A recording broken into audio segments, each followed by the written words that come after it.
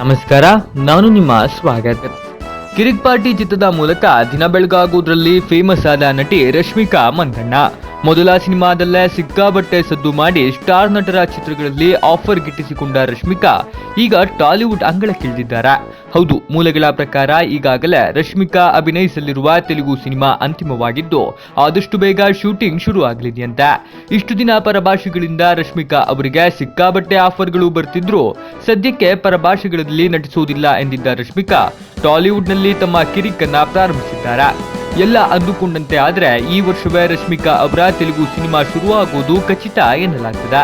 ಸದ್ಯಕ್ಕೆ ಪುನೀತ್ ರಾಜ್ಕುಮಾರ್ ಜೊತೆ ಅಂಜನಿ ಪುತ್ರ ಹಾಗೂ ಗಣೇಶ್ ಜೊತೆ ಚಮಕ್ ಚಿತ್ರಗಳಲ್ಲಿ ರಶ್ಮಿಕಾ ಬ್ಯುಸಿಯಾಗಿದ್ದಾರೆ.